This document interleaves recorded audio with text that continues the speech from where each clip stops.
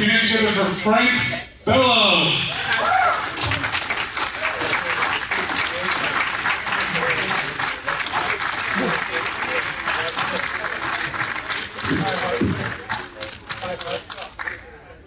have no idea. My first time using a mic, guys, sorry. Thank you all for being here. I have no idea what the hell I'm doing here. I'm a guitar player, Scott. Yeah, all that. Beard. He was supposed to be here with me and do most of the talking. As he does. Anybody ever see Scott and me just doing an interview together? Scott doesn't want to talk, right? He doesn't want to talk. So this is my time. This is my time. I was born for this day. Oh yeah, I play it. Most of you don't know. I play this band called Anthrax, little band. It's a weekend gig. We do weekends, guys. We do weddings. If you guys want, no problem, anytime. You're getting married 20 days from right now, 20 days from today, right? These two are getting married 20 days from now at an Iron Maiden show in London. Oh, that's the honeymoon? Even better. You're going to invite Maiden into the, oh, whatever, no pun. I'm not going to start that. It's all good.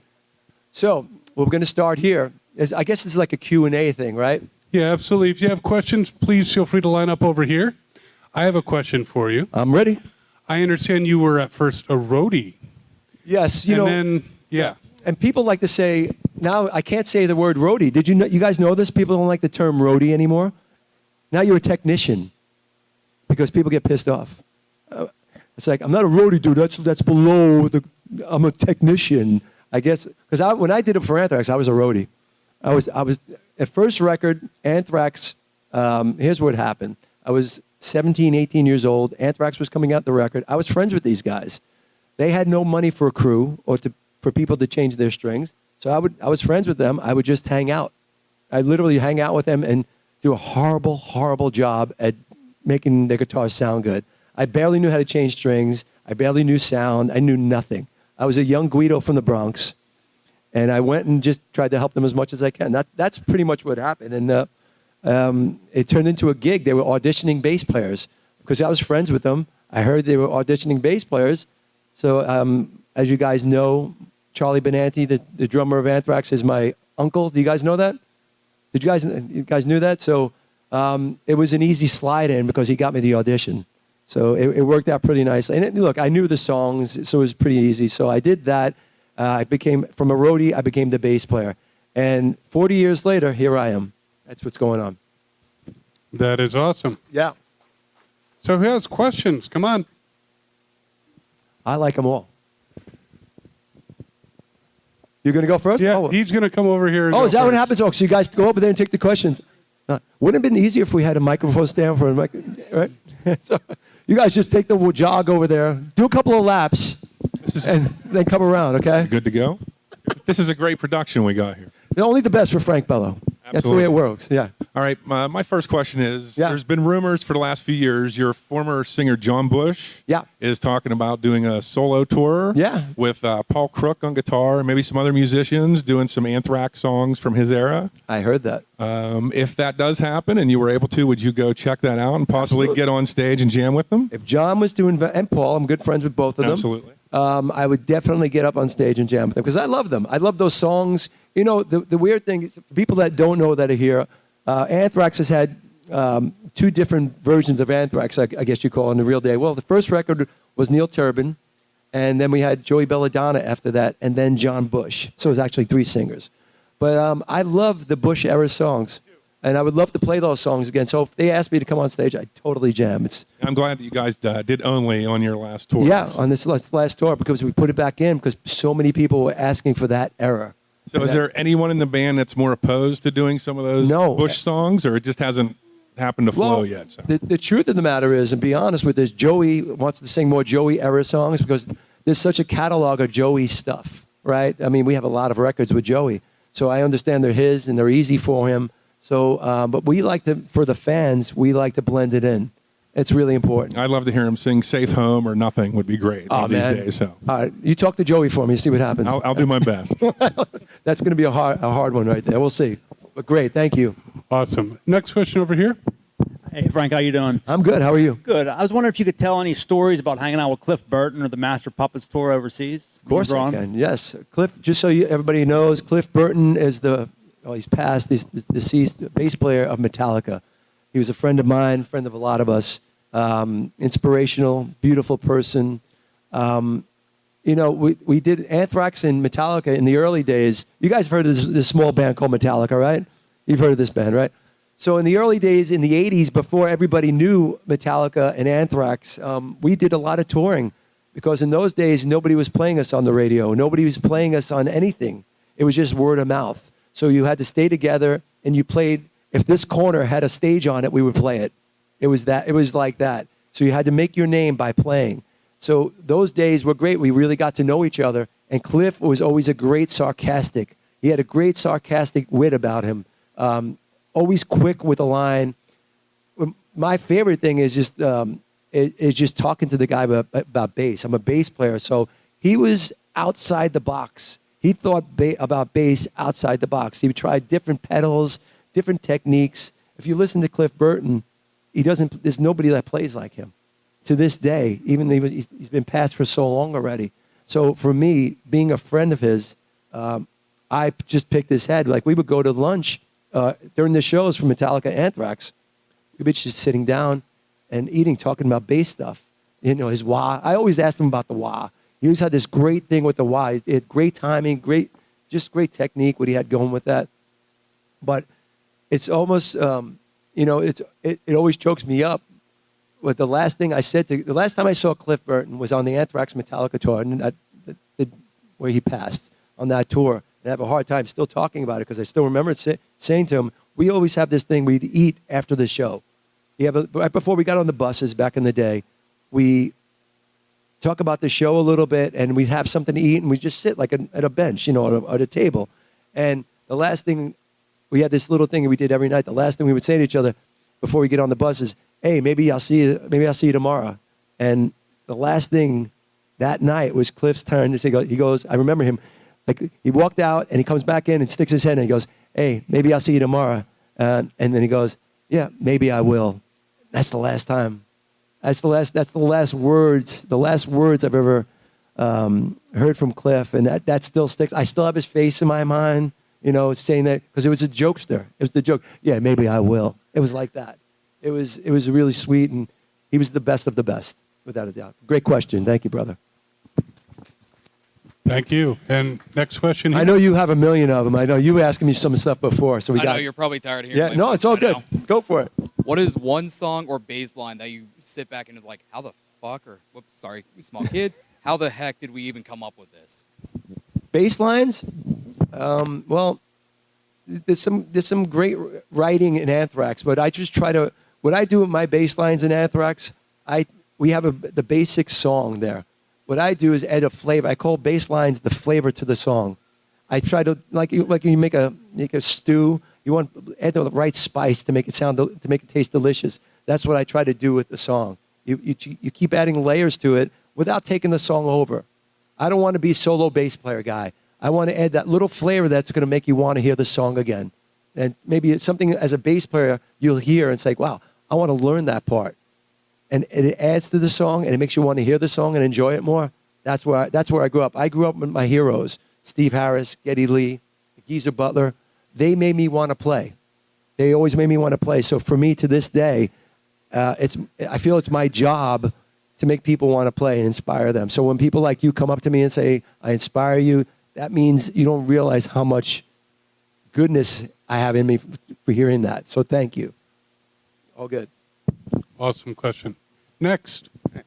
Hi, my name is Augie. Augie? Augie. So did the Orioles win their opening day? Yes, They 10 to did. 9. I didn't see any scores of anybody right now. Yep. Okay, good. Thank you for that. First, my daughter just moved out. I told her the struggles of bologna on hand, Ah. But beyond that, I was on the mega cruise with you guys. Oh, yeah. Great that, you guys were on there. You're one of the main draws.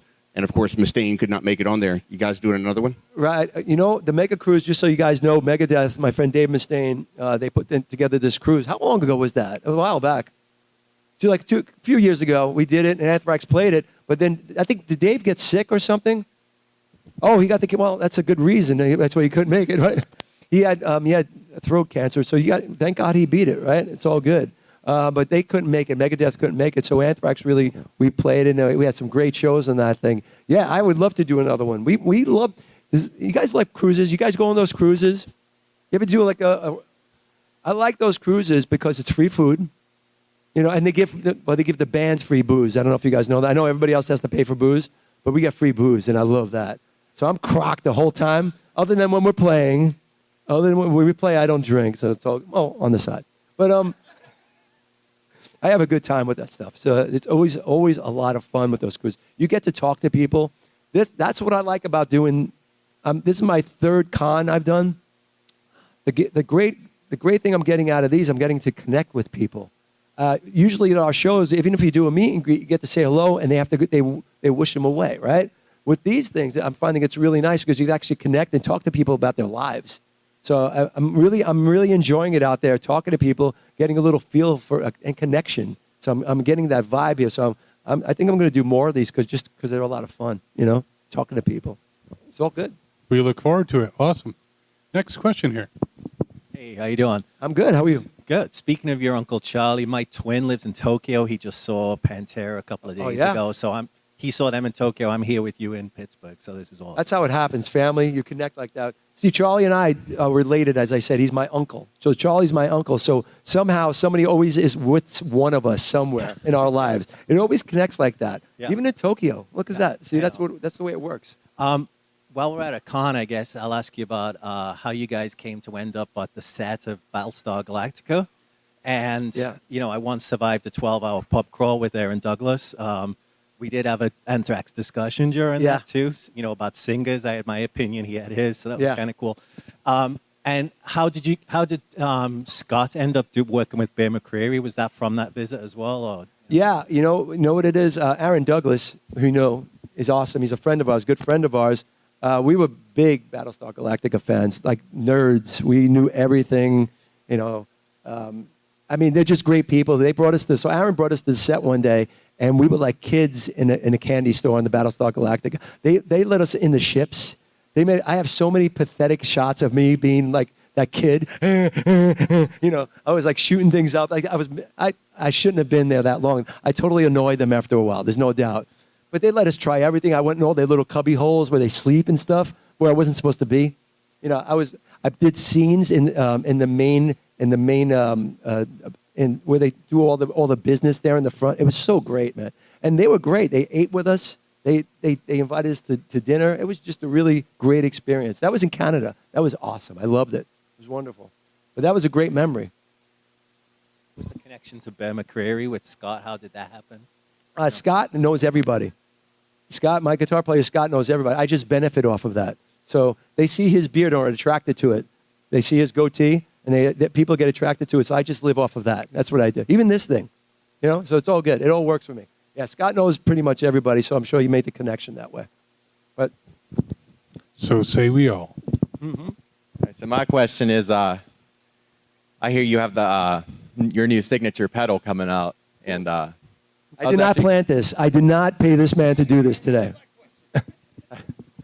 I was just curious. What are your trying to think of how to even word it. What did you do to your version as opposed to the original model? Now, this is going to bore non-bass players right here, but this is for bass players only. But you could always, everybody could hear play bass. It's 4 strings. It's easy. My signature pedal that's coming out in June from Tech 21, thank you for mentioning that. It is, they call it, you know what a Sansamp is? Have you ever seen a Sansamp pedal? People from Tech 21 saying it's a Sansamp on steroids, which is the ultimate compliment to me. That means it's heavy. It's my sound. If you like my sound on the Anthrax records, you're going to love that pedal because that's why I did it. For people like you who are trying to find something like my sound and want to make your own version of it, you can start there and make your own. That's why I made it for players. So I think I can't wait. The buzz on that pedal, I'm amazed by. People, so many people, I haven't even put it out yet. I've been talking about it a little bit, but there's such a buzz for it. I can't wait to see what it really does. And straight from me, we went back and forth. I made sure it's right. It sounds incredible. It looks incredible. And we're keeping it at the right price. So thank you for asking that. Yeah. He'll send you some money later. Yeah. Payment is in the mail, my friend. All good. Hey, Frank. What's up, That Dad? was actually my question, but that's all right. But hey, as a drummer for 40-something years, this will be 4 years, I start playing bass. And I want to get your tone, your sound, trying to figure that out. I do have the Sam's in, but I just... Well, tone is also in your fingers, remember that. That's what I learned that a long time ago. You can get all the bells and whistles of an amp and all that other stuff. Your personality is in your fingers, right? It's just that's you. It's an extension of you from inside. I feel my playing with my fingers, it's just the way I play. I know a lot of people like my sound. I'm very flattered by that. And I always tell them what I do.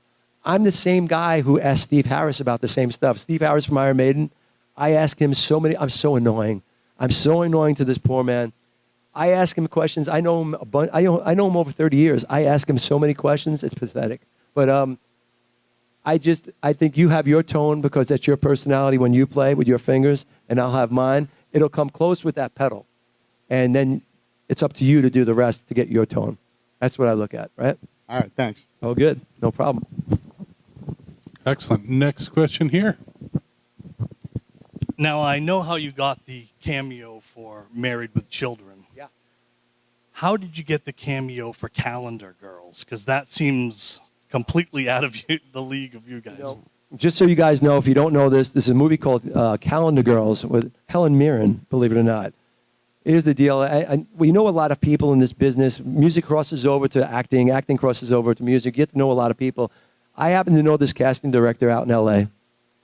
She knew me. She knew I studied acting and all that stuff. She goes, they called me and they asked me, they called my agent and they asked me if I wanted to be in this film. Could I bring some of the guys to do this scene with Helen Mirren? And I'm like, Helen, she wants to work with us? No, they need you for this scene. They wrote it in. Okay, so they flew us out to L.A. Well, I was the only one flown out. Scott and John were in L.A. already. So they flew me out. I went out and we did this great scene.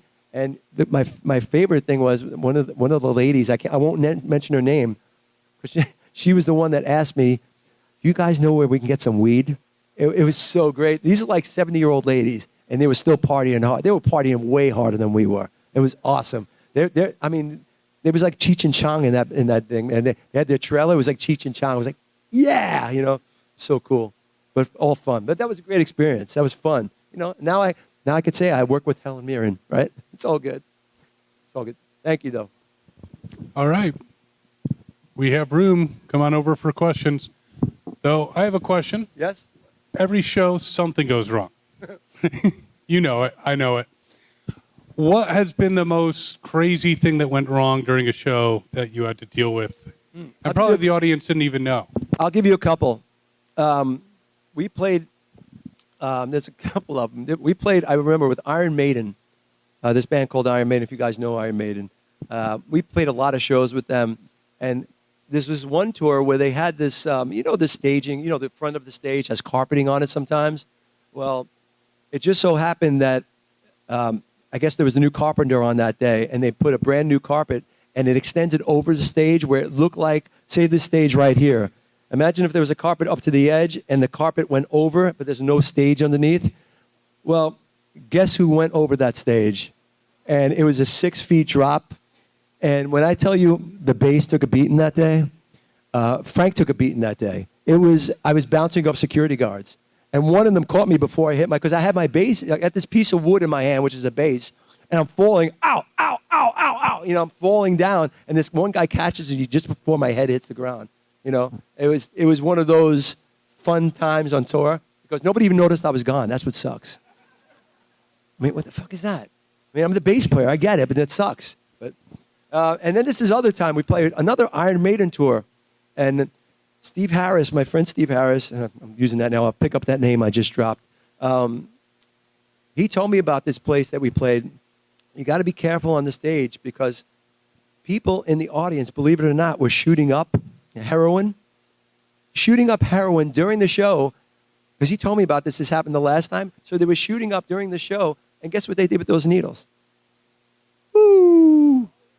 Onto the stage. So I was petrified I went on shitting in my pants. I was Because I don't want to get sick. I mean, I don't do heroin. I'm going to get the benefit of doing the heroin if I'm going to shoot up, right? So meanwhile, the first needle comes down. I'm telling you, man, I stayed in the back of the stage the whole rest of the time. In the back of this, I was so scared. The first one, the monitor board, the monitors in the front. The first one, I saw the first needle, and it was used right in front of my monitor. I said, there's no way. I'm not doing this. It's not worth it. Because, I mean, number one, it's a friggin' needle. It can go in my eye, right? And then I don't know the whole sickness thing. I was freaked out. So that was one of the craziest times of my life. Actually seeing that when that happened, I love fans, but I don't need the heroin needles. I'm all good. What? It was in the Netherlands. It was very strange. So please, no heroin needles? Yeah, so if you please, no gifting? No heroin needles. I'd rather not. It's all good. What do you got?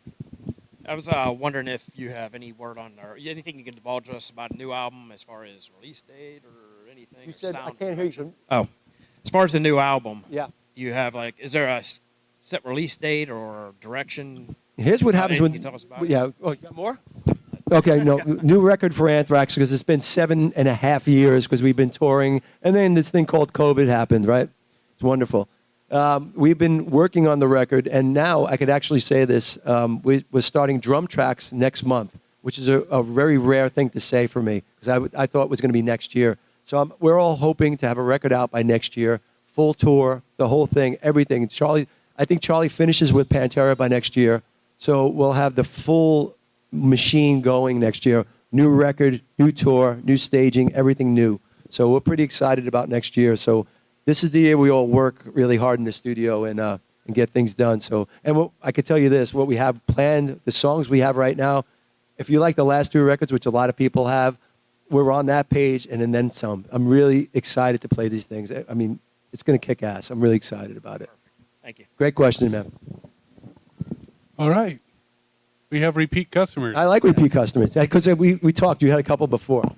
Yeah, so I got this question. So when you're writing and you get like that writer's block where you just try, like you're just fighting to come up with that one thing you want, what's something that you like to do to overcome that? That's a great question. So you guys all hear that question about writer's block and stuff like that? When I have writer's block, and here's a real serious statement here. I do what Sting did. I call it my 15 minutes with Sting. It's actually in my book. I wrote this in my book.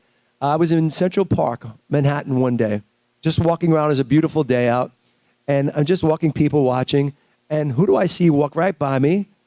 Sting, the singer Sting. I'm a huge Police fan. I'm a big Sting fan.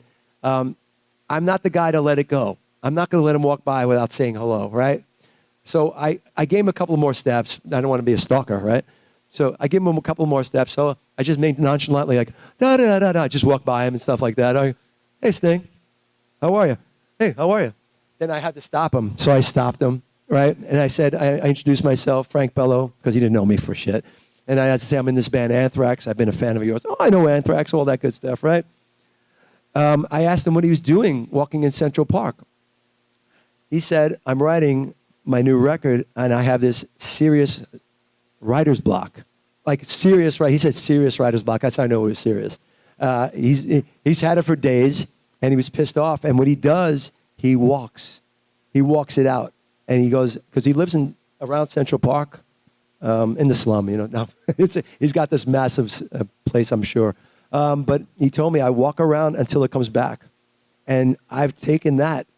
Even if I live in New York, even if it's wintertime and it's freezing, I take a walk. I get out of my area. I think anybody could do that. When you get stuck on something, you just got to get it out of your head and do something else. For me, it's walking. It really works. For me, it clears my head. I don't think about what I'm doing. And you come back sometimes even with fresher stuff. And I come back because I always have my phone on me. If I'm walking, if I get that idea, I tape it right then and there. And if you have writer's block as a player, I recommend highly, highly keeping your phone on you because you don't know when that stuff, the magic is going to come out, the magic. That's how it happens, and I tape everything.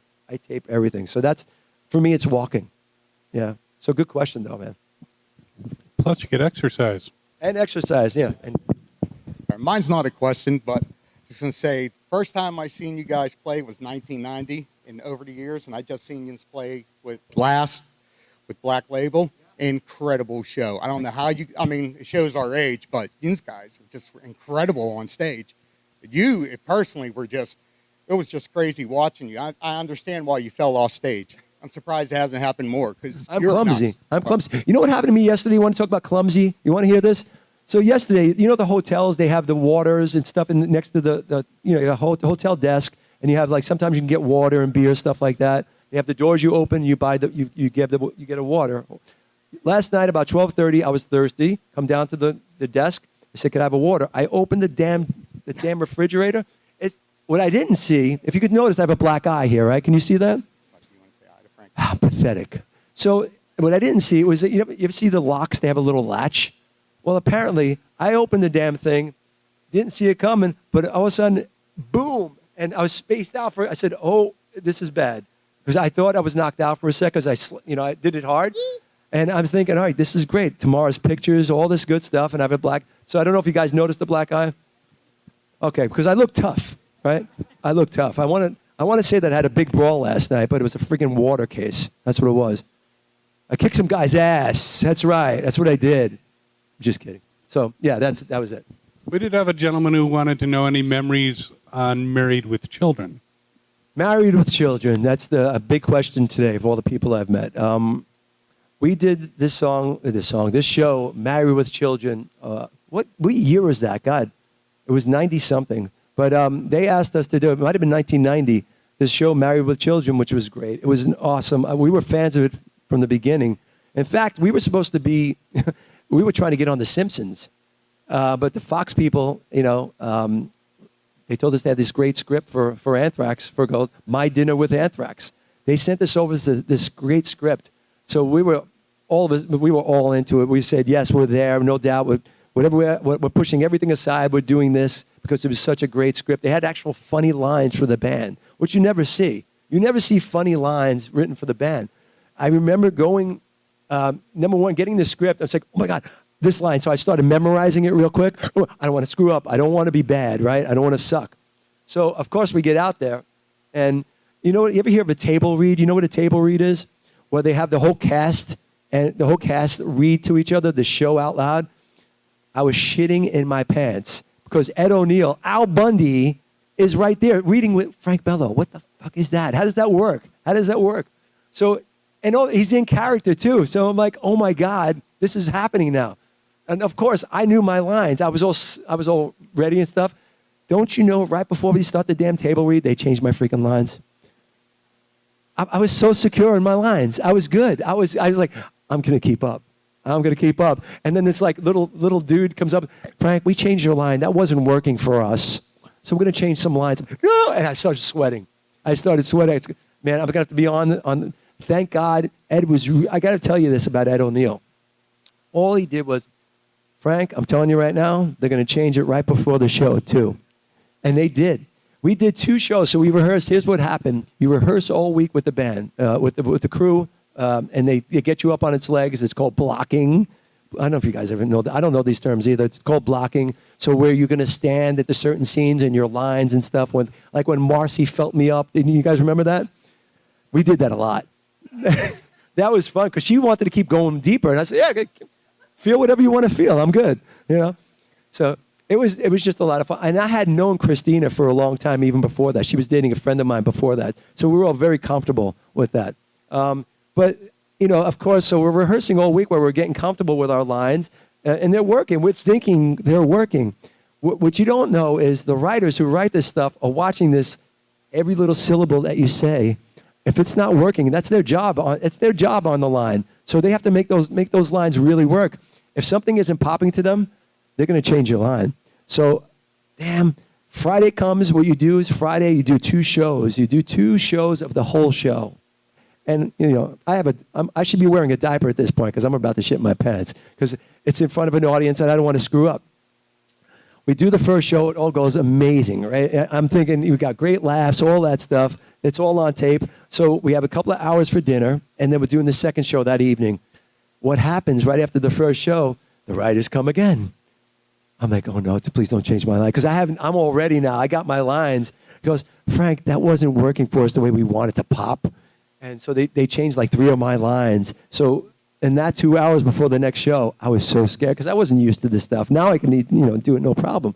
I had to learn those lines, and you want to know the truth? They were right. The lines went over. It got bigger crowd response. So they knew by watching. So I completely respect the whole format and how they did it and the whole technique. But it was a lot of that whole experience was amazing. And my favorite part of the Married with Children thing was not even the show. It was the after show party that they threw for us. It was right next door. And it was one of those times where your fantasies come true. You know what I mean? Your dreams, like, oh, I would love to hang out. My dream was to sit at a bar with Ed O'Neill and talk shop. Just talk shop, talk acting. I got to do that. And Ed O'Neill introduced me, and I didn't know this was going to happen.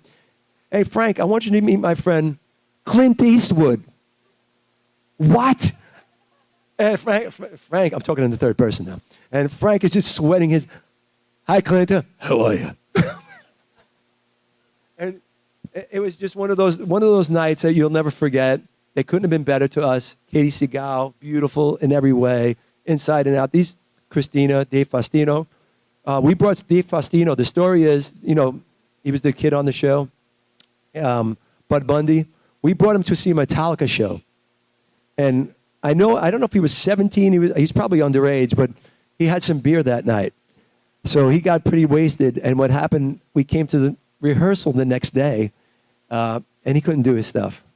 He was completely hungover. So the producer asked us all to get in a room, the band, and say, can we have a talk? Could you not get Dave fucked up anymore? And that's a true story. And the kid was still, you could see he was hungover. I felt bad for him because he couldn't handle it, but he was a good kid, and he had a great time. He was moshing. He was going nuts, that kid. It was great. But that whole Married with Children experience, till this day, it's been one of the better promotional things we've ever done with the band because it still stands up. And even for the cast, it's still one of their favorite episodes. So you can't really ask for more than that. And I still get like a $1.38 check every now and then from that show. It really works for me, so it's really cool. Very cool. And it sounds like you're a big Ed O'Neill fan, obviously. I am. Now, there's a lot of fans of you. Now, keeping it, remember there's kids around. Has there been interactions with fans that really stand out to you?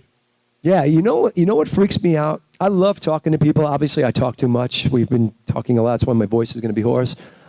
I get freaked out when I sign something on people's skin and they get it tattooed because I always tell them that's forever. You've done that? Oh, please don't. All right. Yeah, because one dude had my face, which doesn't belong on anybody's skin, had my face, and that's what freaks you out because you're in skin. And all of a sudden he moved it. My mouth was moving. I was like, dude, we're getting weird. It's all good. It's a reflection. I get it. Thank you. It's a compliment. But I get weird with that because that's forever. And I don't know if I'm a guy you want to know forever. You know what I mean? I'm just that guy, But that's the one thing that freaks me out. Tattoos with signing. In the 80s, there was another time. There were people's female breasts and stuff like that I still see to this day tattooed. I say, you see what you did there? You see what you did? Now your child has to see. I told you when we did this. You shouldn't have signed. She got it tattooed, and now the child's like, Mom, why'd you do that? That's what happens. Though. It was a very big signature that day. It was, but those were the 80s. Those were another time, different time. That was the fun days. Fun days. Uh-oh, he's got another one for me. I'm ready. Another one. I'm always worried with you. Oh. Hey, you going to do another Altitude and Attitudes? Yeah, let me explain to everybody what it was. Altitudes and Attitude, I did a side project. You guys know Megadeth? Side project I did with Dave Ellefson, the former bass player of Megadeth. We did a few years back a record called Altitudes and Attitude. It's hard to say, but he picked the name. We had a great time. A lot of great songs. I took the lead. I was singing. A lot of my songs on that were mine. And it went. You know what? It did well, that record. A lot of people. We did some touring. We opened for Slash all throughout Europe. It was great. We did some shows. We did a whole tour here. I'd like to do something, but not now because I just came up with a solo EP. So people have been asking me for solo stuff. So I'd rather do that and maybe do some shows with the solo stuff. And then maybe in the future with Dave, because I love working with him. He's a good friend of mine. It's all good. I will definitely come to Pittsburgh. I love Pittsburgh. It's awesome here. Well, Frank, thank you so much. It has been an absolute pleasure having you here. This was awesome. I love this. I didn't expect so many people, so thank you guys for being here. And you know what I do, and thank you for all being here. I really appreciate it. Please, everyone, visit him at his table. Give him a big round come on of the table, applause. hanging out. Thank you, guys. Thanks for being a fan. I really appreciate it. It means a lot to me. I'll see you at the bar. That video was delicious.